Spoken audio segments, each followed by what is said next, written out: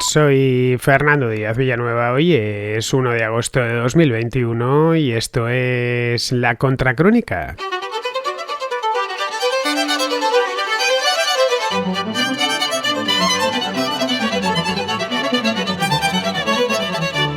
Bienvenidos a la contrarréplica, la primera del mes de agosto, que empieza justo hoy. El mes de pleno verano por antonomasia y el mes de las vacaciones, al menos en España. Vacaciones es lo que yo todavía no tengo, pero espero tener en breve, es decir, dentro de poquito pasar unos días de descanso, no muchos. Ya sabéis que yo soy poco dado a las vacaciones y además hasta en las vacaciones procuro hacer alguna cosilla, sobre todo desde que tengo esa cámara de vídeo que se estabiliza sola y en la que puedo grabar los lugares a los que voy en la bicicleta. Bien, vamos a hacer hoy la contrarréplica, que como os he dicho es la primera del mes, una contrarréplica de estilo tradicional con temas antiguos en muchos casos, pero bueno, antiguos quiere decir que me los enviaron hace mucho tiempo, en algunos casos pues hace ya más de un año, pero son temas de fondo, temas que aunque me enviase el contraescucha el mensaje hace un año, año y medio, el tema que pone sobre la mesa y que nos propone para debatir y para hablar sobre él es un tema que se puede hablar hoy y se puede hablar dentro de otro año. Así que no hay ningún problema por ello. Ya sabéis que los temas de fondo los dejo para los domingos. Bien, si queréis participar en la contrarréplica, en cualquier contra, en esta, la de los libros de ayer, en la del cine que haremos la semana próxima, en el contrasello de la contrahistoria, la que sea, tenéis que enviar vuestras notas de voz al siguiente número. Es el 690-827909. Con el más 34 adelante si estáis fuera de España. De lo contrario no me va a llegar. Bien, la llamada iba a decir, la nota de voz tiene que durar entre 1 y 3 minutos y sobre todo, y esto es importantísimo, tiene que escucharse alto y claro. Cuando digo alto no a gritos, pero alto, es decir, que se escuche con energía, porque si entra muy bajito tengo que andar subiendo la ganancia y es un problemón, porque a veces es que no hay y de donde no hay, como dice el refrán, no se puede sacar. Bien, pues dicho el número de WhatsApp, hecho los recordatorios pertinentes que hago todos los domingos, pasamos ya de cabeza a la contrarréplica.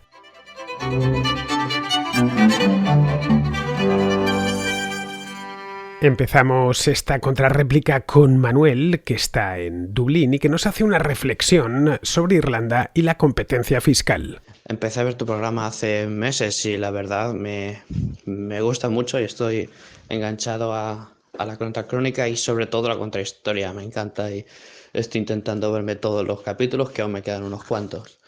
Te contactaba a raíz de una respuesta que dabas a una pregunta que te hicieron en el programa del domingo sobre Argentina y la dependencia de estos países que excusan sus problemas, su pobreza o los problemas que tengan en otros países.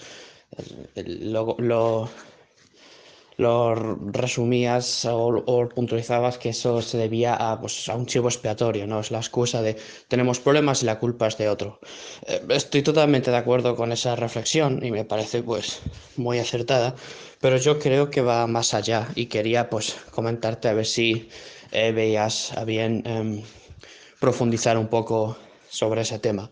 Y te añado mi reflexión sobre el mismo. Yo creo que es más profundo porque yo llevo 6 años, por ejemplo, en mi experiencia, llevo 6 años residiendo aquí en Irlanda, que es un país bastante próspero y demás. Y en estos últimos 3 años, con los problemas que en España se les ha pasado, pero al principio, los 2-3 primeros años que yo estuve aquí en Irlanda, hace como 4 o 5 años, recuerdo que de cuando en cuando oía en los medios españoles criticar concretamente este país, Irlanda, criticar muchas cosas, pero criticaban esto y no voy a decir que acaparara los medios, pero de cuando en cuando aparecía y recuerdo que se lo ponía como...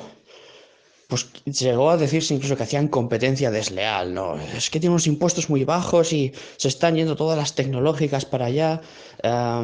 Se decían muchas cosas, pero lo más grave que recuerdo haber oído llegó a ser como competencia desleal.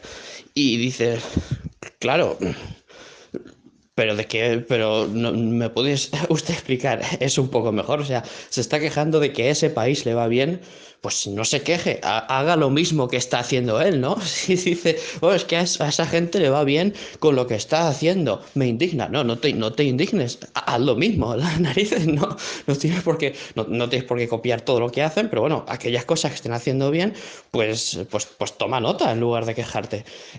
Parece a mí que es más un complejo de pataleta de niño pequeño que va al supermercado, ve el juguete que quiere ahí colocado al lado de la caja y le gruñe a mamá para que se lo regalen.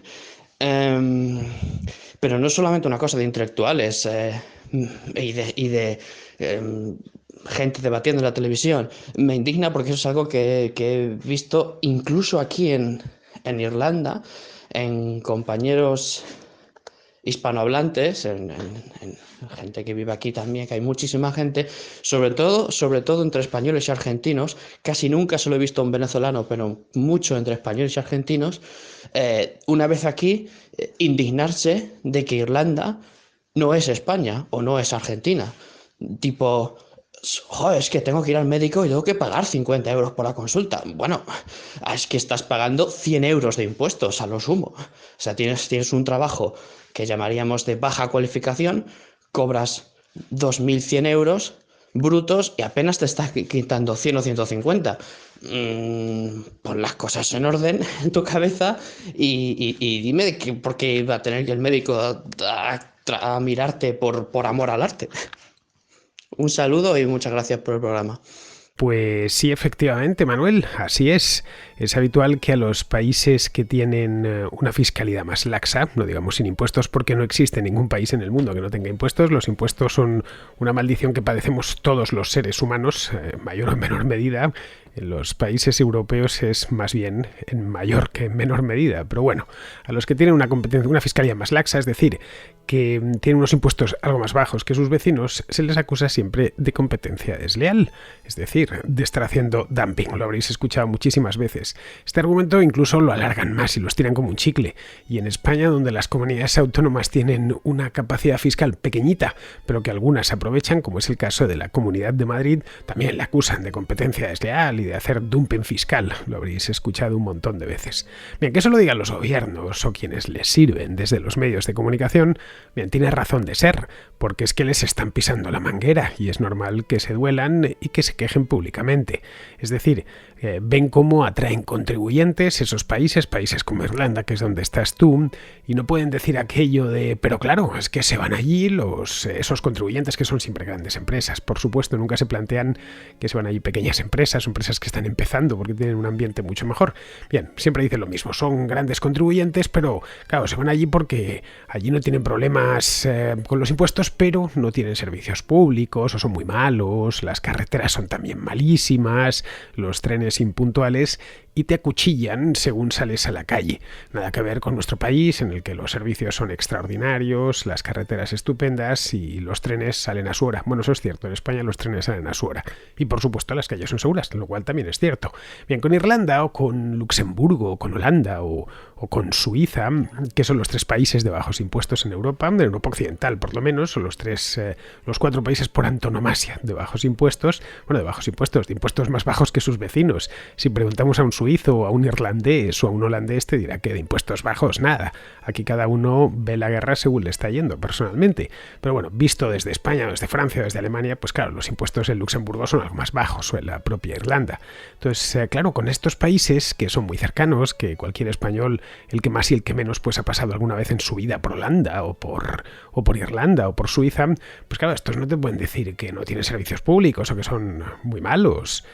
Lo que sucede es al contrario, que si vas a Luxemburgo ves que tienen servicios públicos, que en ocasiones son mejores que los de Francia y que los de otros infiernos fiscales parecidos a Francia, que sus carreteras están muy bien, que los trenes son estupendos y que las calles son además seguras. Con Suiza lo resuelven más fácilmente, por aquello de que no está en la Unión Europea y siempre pueden decir, claro, es que estos suizos ya se sabe a lo que se dedican, ¿no? Con cuñadeos del tipo, claro, allí va todo el dinero negro del mundo y el dinero negro mantiene las calles limpias y claro, así cualquiera, ¿no? Todos se dedican a la banca, o si uno va, te dicen que si uno va a Zurich o a Ginebra, pues nada, está todo lleno de bancos uno al lado del otro y entre medias poco menos que unos pobres muriéndose por la calle. Bueno, se dedican a eso y a fabricar chocolate, pero solo chocolate para los ricos, porque de todos es conocido que el chocolate Lindt solo pueden comerlo los millonarios. Bueno, esto es el cuñadeo habitual, que te vienen siempre con la misma historia. Con Holanda lo tienen algo más difícil. Entonces les pones en un brete, porque claro, Holanda luego es un país muy progresista en muchos aspectos y además es un país con grandes servicios. Ahí les suele salir el falangista que todo izquierdista lleva dentro. Entonces aflora de golpe su aversión al comercio. Con Irlanda la cosa está dura, porque Irlanda era un país pobre, vamos, pobre, evidentemente no como Malawi, pero sí era de los pobres de la Unión Europea, hasta hace no tanto, estamos hablando de principios de los años 90, y es un país que se ha enriquecido mucho, que ha prosperado muchísimo y se ha modernizado un montón en los últimos 30 años, gracias a que ha ido atrayendo empresas. Saben a la perfección, muchos de ellos, que aquí pasaría lo mismo si se aplicasen los mismos impuestos, es decir, si se atrajese a los contribuyentes en lugar de expulsarles. Pero claro, entonces tendrían que quitarse de lo suyo. El político quiere seguir siéndolo, no lo olvides, Manuel, le gusta su trabajo, necesita transmitir la idea de que ellos son imprescindibles, que sin ellos poco menos que las farolas de noche estarían apagadas o peor aún rotas, que las papeleras estarían todas quemadas, que nos moriríamos de hambre por las calles y demás, ¿no? Pintan un panorama apocalíptico sin políticos. Pero bueno, que ellos, como te decía antes, que ellos ataquen a los países con vehemencia, además a los países con impuestos más bajos, tiene su lógica, no nos vamos a engañar. Se despacha lo suyo y es normal que se defiendan y que envíen a sus blasillos a defenderles, es decir, a los periodistas afines, ¿no?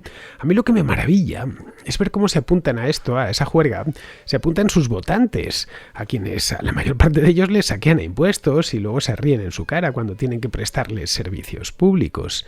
Lo de esos no tiene perdón, porque en teoría toda su preocupación es por la pervivencia y la calidad de los servicios públicos. Cuando te dicen es que hay que pagar impuestos, muchos, porque es que hay que mantener los servicios públicos, la sanidad, la educación, etcétera. Pero claro, aquí surge una pregunta. Pero a ver, ¿no ves que en Holanda o en Suiza o en Luxemburgo o en Irlanda tienen los mismos servicios públicos o mejores en algunos casos que aquí y la carga impositiva es menor? Cuando se lo dices así a la cara, pero te das cuenta que estás tan preocupado por la educación, que la educación en Holanda es mejor que aquí y pagan unos impuestos menores. Esa es la pregunta que hay que hacerles directamente. Pues nada, es imposible por regla general hacerles entender algo así tan elemental. Yo hace unos años me hacía cruces con este tema, te lo digo sinceramente, porque, a ver, asumo que la gente no es irracional, que la mayor parte de la gente no es irracional. Siempre hay alguno por ahí, pero la mayor parte. Vale, hay algunos activistas muy descerebrados, pero esos los incluiría dentro de la primera categoría, es decir, los políticos y quienes viven de ellos. Los activistas, por regla general, facturan su activismo al político. Hay activistas de gratis, estos se pueden ver muy a menudo en Twitter, que es ser tonto de capirote, ser un activista de gratis, pero bueno, hay gente para todo, ¿no? Pero bueno, quitando a estos, el común de la gente es sensata, es decir, en su vida privada, quiero decir, tiene que ganarse la vida honradamente, tiene que cuadrar el presupuesto familiar, hacer frente a imprevistos, vamos, que sabe lo que cuesta sobrevivir, que sabe lo que cuesta encender la lavadora, que sabe lo que cuesta a poco que tenga un pequeño negocio, qué sé yo, una simple panadería, pues pagar a los 2 empleados que tiene, que sabe lo que hay que echarle de horas de trabajo para poder llevar una vida medianamente confortable. Bien, pues muchos de estos son los que te vienen con esta historia. Bien, eso es lo que yo pensaba antes, decía, ¿cómo podía ser? Pero ahora creo que los que siguen pidiendo impuestos altos a unas sabiendas de que los servicios públicos se pueden pagar con menos, o son gente que con tal de que los empresarios, entre comillas, los ricos, los empresarios, ya ponle dentro de esas comillas, mete la palabra que quieras, con tal de que ellos se queden ciegos, a ellos les parece bien quedarse tuertos. Es decir, son unos resentidos. Una persona que piensa eso, de con tal de que tú estés mal, yo me da igual estar medio bien. Bien, en ese caso eres un resentido, un envidioso y un resentido. O simplemente, y esta es otra posibilidad, creo que más factible, o por lo menos aplica a más gente, y es que se colocan mentalmente en el lado de los que reciben. Mentalmente no significa que lo estén, pero en el lado de los que reciben. Esto lo he podido ver con mis propios ojos en mi vida privada, quiero decir, con amistades y conocidos, ¿no? Que lo he podido ver cómo actuaban, ¿no? Es decir, ellos quieren impuestos altos o piden impuestos altos porque creen, están persuadidos de que ellos van a llevarse más de lo que ponen. Es decir, que al final, en una palabra, y por abreviarlo mucho, les va a salir a cobrar, no a pagar. Y por lo tanto, pues sí, insisten, ¿no? Que paguen, que suban los impuestos. Otra de las cosas es no solo que les va a salir a cobrar, sino que a ellos no les va a tocar. Es el famoso los ricos, ¿no? Yo no es que no estoy entre los ricos. Claro, no se dan cuenta que al final en cualquier país europeo los impuestos los paga la clase media. Los ricos tienen mil maneras de pagar menos y por supuesto siempre se pueden ir. Siempre pueden tomarlas de Villadiego y marcharse a Montecarlo o Andorra o a donde sea. Es decir, fijar su residencia fiscal en cualquier sitio, en las Islas Vírgenes o en las Caimán. Los muy ricos estamos hablando. La gente que le chorrea el dinero, que le sale por las orejas. Al final, quien mantiene la educación, quien mantiene los hospitales, quien mantiene que las carreteras no tengan agujeros y que las líneas férreas funcionen, es la clase media. Cuando un país tiene una clase media potente, es un país que marcha bien. Es el caso, por ejemplo, de Holanda o es el caso de Alemania. Si a esa clase media la exprimes demasiado, al final una parte, la parte más baja de esa clase media, se te va descolgando y va dejando de pagar impuestos, porque la clase baja, la fiscalidad sobre la clase baja es pequeña. Todos lo sabemos. Si andas ganando el sueldo mínimo interprofesional, pues no tienes que pagar IRPF, por ejemplo. Luego tu nivel de consumo es muy bajo y tampoco es que pagues mucho IVA.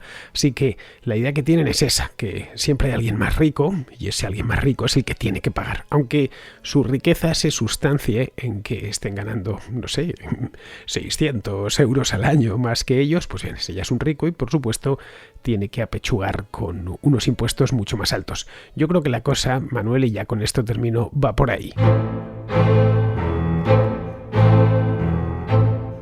Continuamos con Bernardo, que responde a un contraescucha colombiano que se quejaba en una contrarréplica de hace ya un tiempo de los abusos de los antidisturbios en su país. Decirle a Sebastián que la opción es peor.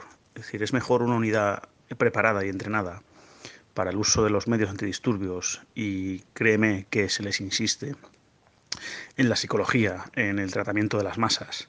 Esto se estudia mucho. Y que puede haber abusos y puede haber errores, por supuesto, sobre todo cuando las protestas suben de tono y los agentes se ponen nerviosos, temen por su vida, por su integridad física. Pero fíjate que muchas veces son accidentes, ¿no? Como esta gente que se ha quedado a lo mejor tuerta por una pelota de goma. La alternativa, que son armas de fuego. Una patrulla normal de policía, se juntan 20 o 30 patrullas, 60 agentes, con su defensa y con su arma y sin un entrenamiento específico. Fíjate que actúan como unidad. Pues sería peor. Es decir, vale que son los que les agua la fiesta y los que disuelven el disturbio y no les hace gracia, ¿no?, verles con sus cascos, con ese aspecto, que también está estudiado, esa intimidación, para intentar evitar el conflicto. Entonces, que créame, que quizás los entrenen mejor y les preparen mejor, porque la alternativa no es buena. El gobierno siempre se va a intentar defender o va a intentar mantener el orden y va a tirar de lo que tiene. Y si no tiene estas unidades, pues que me crea que el desastre va a ser mayor. Así que nada, solo decirle eso, que la alternativa, que me crea que es peor y que los vea desde otra perspectiva. Muchas gracias, Fernando. Respecto a esto de los antidisturbios hay siempre polémica, y veo que no es solo en España, también en el resto de países del mundo.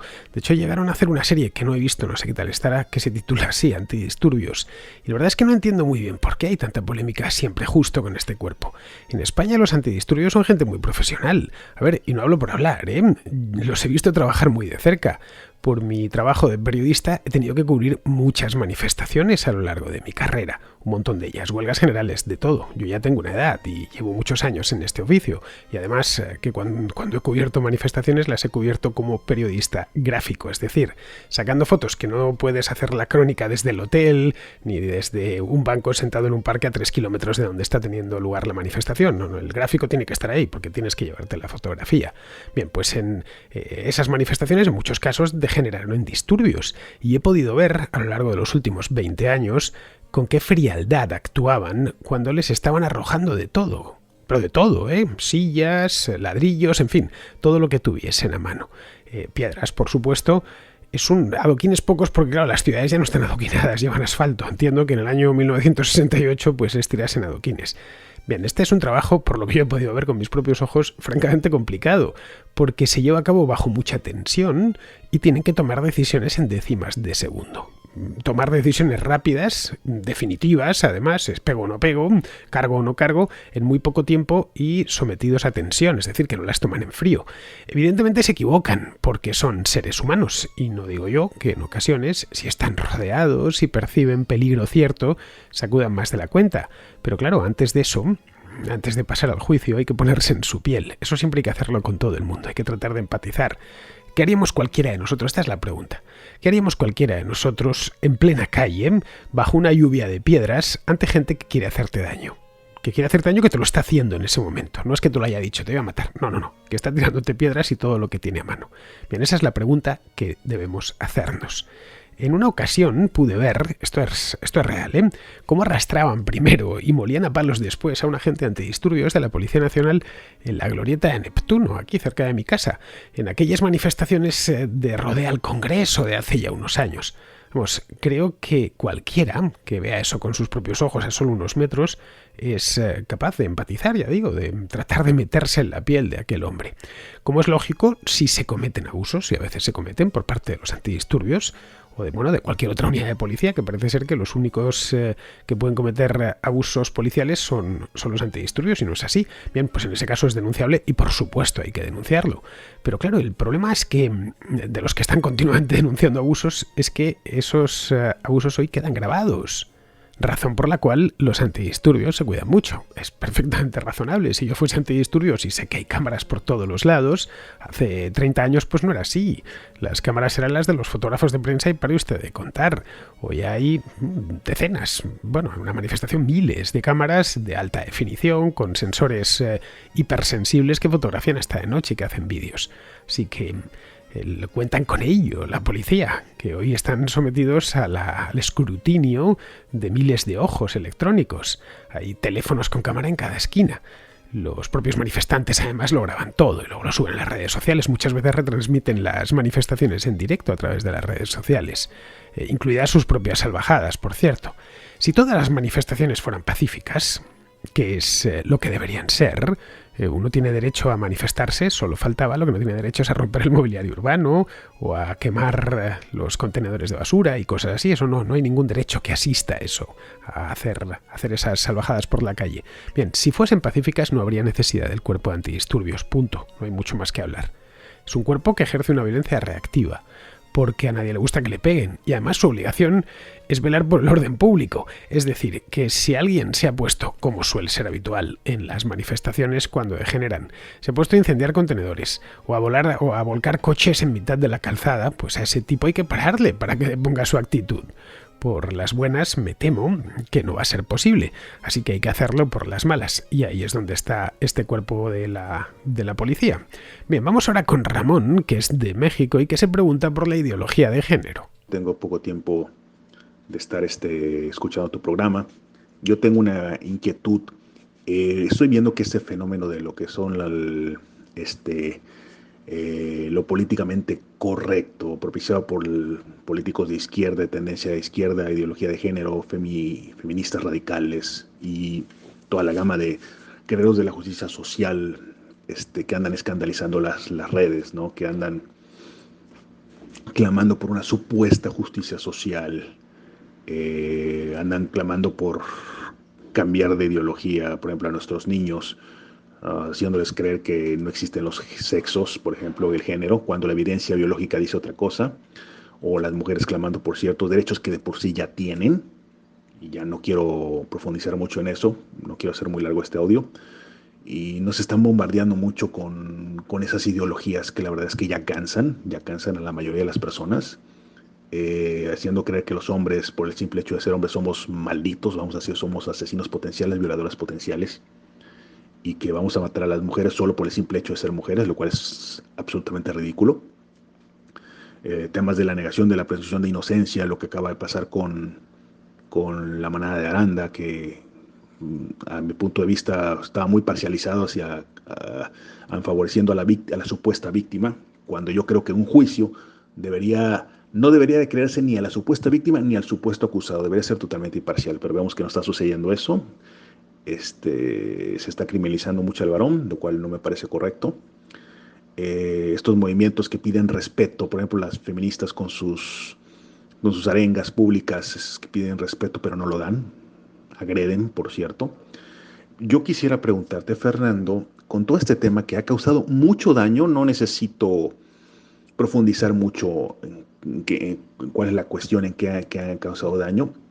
Me gustaría que me dijeras tú, ya como desde tu punto de vista como periodista que eres y como analista político-social que eres también, ¿tú crees que este movimiento esté en decadencia o todavía nos falta sufrir una temporada de este tipo de esta horda de lo políticamente correcto? Sí me gustaría que me dieras tu opinión, si crees que ese movimiento va en decadencia o si todavía vamos a tener que aguantar mucho con esto y qué podríamos hacer la gente común pues para contrarrestar un poco eso, no sin caer en violentar a esas personas, por supuesto, ¿no? Sin caer en ese tipo de acciones, ¿no? Me gustaría que me dijeras tu opinión, cuánto crees que va a durar esto, si todavía falta o ya va en decadencia. Bueno, ante todo te agradezco mucho tu tiempo y que pases muy buen día y también un saludo a toda tu audiencia.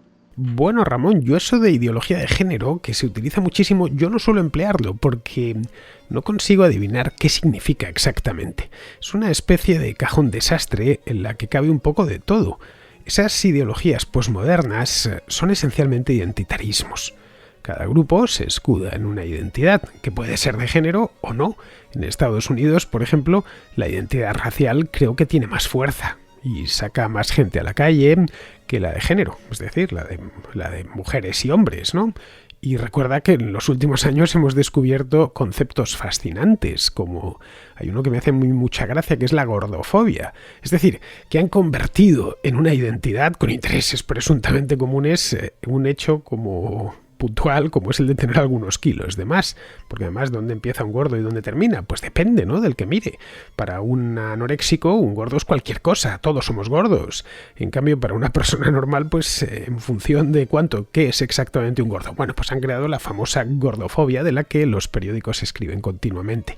Así que, como ves, la cosa va de buscar una identidad, atrincherarse detrás de ella, buscar acto seguido una opresión y, por supuesto, a un opresor, el que la está ejerciendo, ¿no? Y a partir de ahí ya exigir reparaciones, que tienen que ir creciendo en volumen, naturalmente.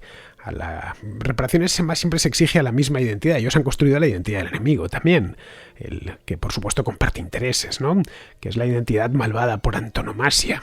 Es la de los varones heterosexuales de raza blanca del primer mundo. Bien, antes era necesario que ese varón fuese además rico, o por lo menos lo pareciese, o ya ni siquiera hace falta, ¿eh? Con que sea varón, blanco y del primer mundo, basta. Con que no tenga ninguna opresión que echarse al coleto, basta. Bien, ese colectivo, ellos han creado ese colectivo, el de los varones heterosexuales de raza blanca del primer mundo. Se supone que todos, por supuesto, están de acuerdo en todo, según su manera delirante de ver el mundo. Luego, respecto a lo que me preguntas, si esto será temporal o en cambio ha venido para quedarse, pues no sabría qué decirte, si te soy sincero. Ramón, es que no lo sé, no soy adivino. Mi amigo Alberto Garín, a quien supongo que conocerás por las contrahistorias, cree que esto es como una fiebre y por lo tanto pues algo necesariamente temporal. De la misma manera que yo, pues se irá y dentro de unos años lo recordaremos con algo de sorpresa, a ratos con alguna sonrisa. No sé, algo parecido a la contracultura del 68 o a los radicalismos políticos de los años 70 en Occidente, que en muchos casos derivaron en terrorismo. Es muy posible que termine siendo algo así, pero no tenemos la certeza porque todavía no ha ocurrido. Todos estos movimientos, por lo general, llevan dentro de sí la semilla de la autodestrucción, porque se radicalizan cada vez más. Tratan como los herejes del siglo IV o los revolucionarios franceses del siglo XVIII, de no dejar ningún enemigo a la izquierda. Es decir, que siempre los más radicales se adueñan del movimiento. Luego sucede que tienen además querencia por enfrentarse entre ellos. En España esto se ha visto recientemente, hace muy poquito, apenas un mes, con la disputa, una disputa muy agria, entre las feministas tradicionales, las de toda la vida, y los colectivos trans.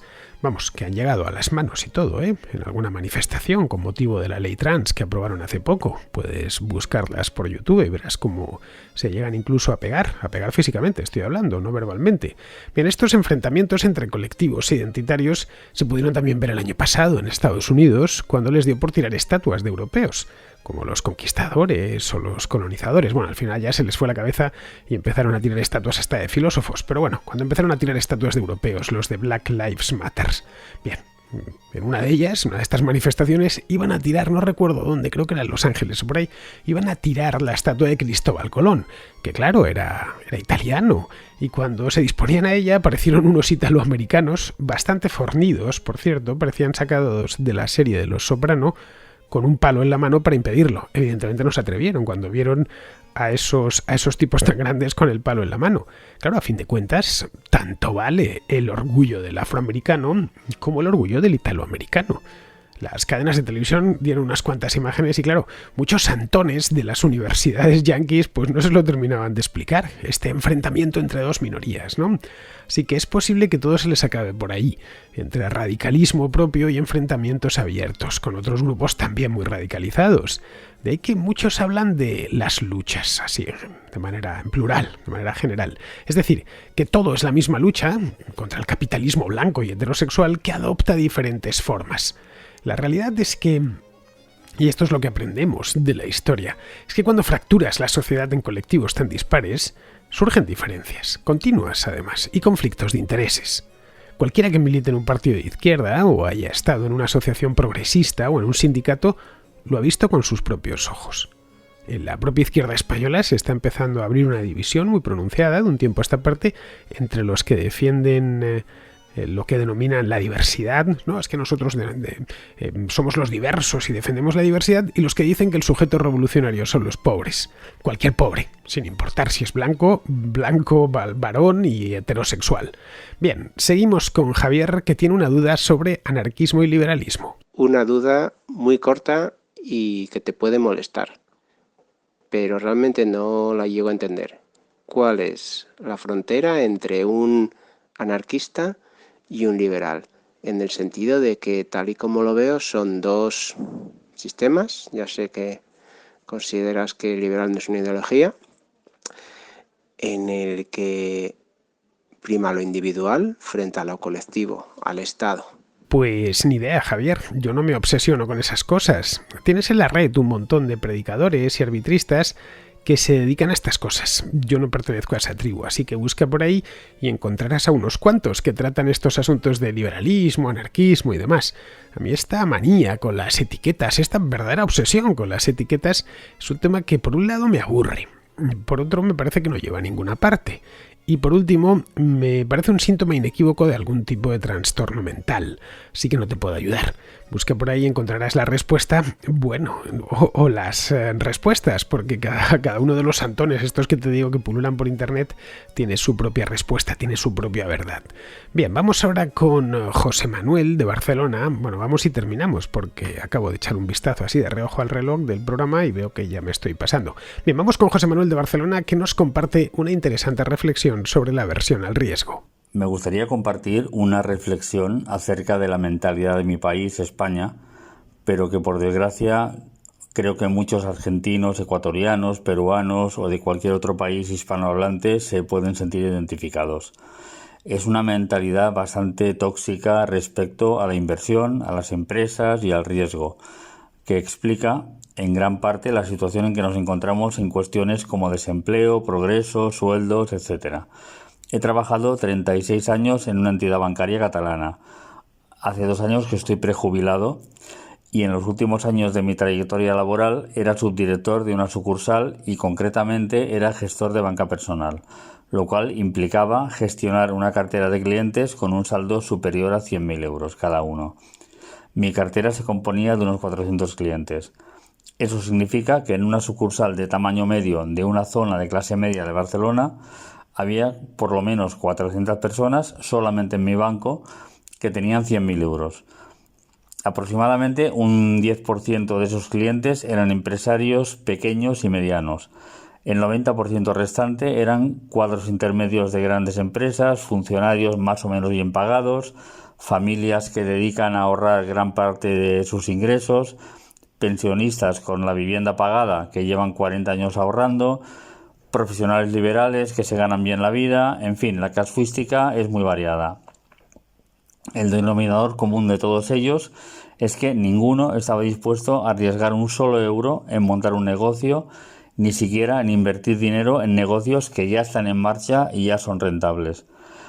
De hecho, por ejemplo, una conversación muy habitual con muchos de ellos consistía en que después de saludarme y comentar cómo había ido el día o la semana y tal, me explicaban lo mal que estaba todo y lo injusto que es que las empresas se estén forrando a costa de los trabajadores.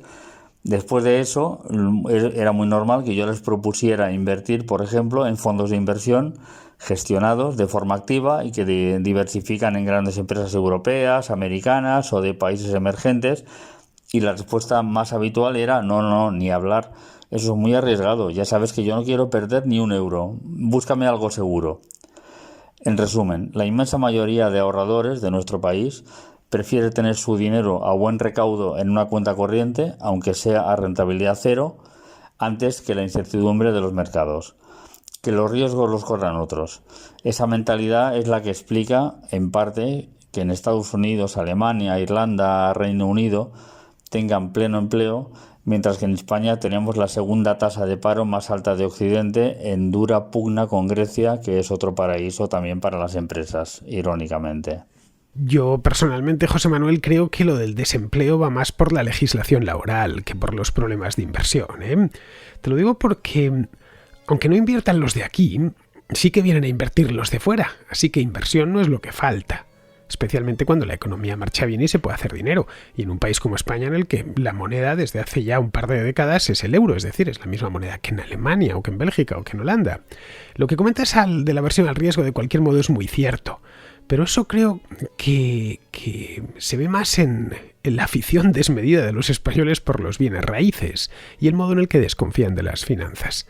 Lo que me ha llamado la atención de lo que comentas, más lo tuyo es primera persona porque lo has podido vivir durante muchos años, es que haya tanta gente con más de 100.000 euros a la vista y no los hayan empleado en comprar un apartamento en la Costa Brava o en Baqueira, que es donde han enterrado los ahorros los españoles a lo largo de los últimos 50, 60 años, desde que hay ahorros, vamos.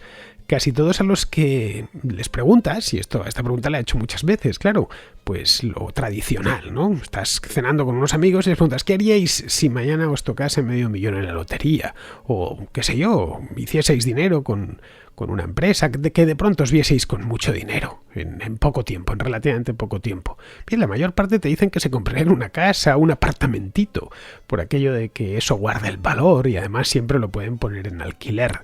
Lo que no hay en España, en definitiva, es cultura financiera, es lo que yo creo. Antes, con la peseta tenía cierta razón de ser, porque la peseta la devaluaban continuamente los gobiernos y luego el mercado de valores local era raquítico, había pocas empresas y eran siempre las mismas, ¿no? Casi todo monopolios o empresas grandes de eléctricas y demás. Pero es que llevamos ya más de 20 años con el euro. Se puede invertir en casi cualquier sitio, en cualquier bolsa y la cosa no ha mejorado mucho. La pasión por convertir el efectivo en ladrillo pasa de generación en generación, como si fuese, no sé, un rasgo genético, ya sabes, como el color del pelo, la estatura o la forma de los ojos. Por lo que yo he podido ver, algo ha cambiado en los últimos 20-25 años y hay ya más gente con cultura financiera. A ver, en España hay buenas escuelas de negocios. Entre Madrid y Barcelona tienes 3 o 4 de primerísimo nivel, de nivel mundial. Y claro, luego además mucha gente va a trabajar a otros países. Pasa una temporada, unos cuantos años en Londres o en Frankfurt o en la misma Nueva York, y en buenos empleos y regresa con la mentalidad cambiada. No sé, recuerda que han aparecido algunas startups españolas desde abajo en los últimos años. Es decir, que al principio, y cuando digo desde abajo, es desde abajo, no un invento de Telefónica o de empresas más grandes, no, que habían empezado por parte de tipos casi de garaje. Es decir, empresas que al principio se nutrieron de ahorro local. O sea, Cabify y Glovo, una de Madrid y la otra de Barcelona, son las más famosas, pero hay muchas más. Bien, queridos amigos, pues con esto termina ya la contrarréplica de hoy, del día 1 de agosto, y os invito a que regreséis por aquí mañana.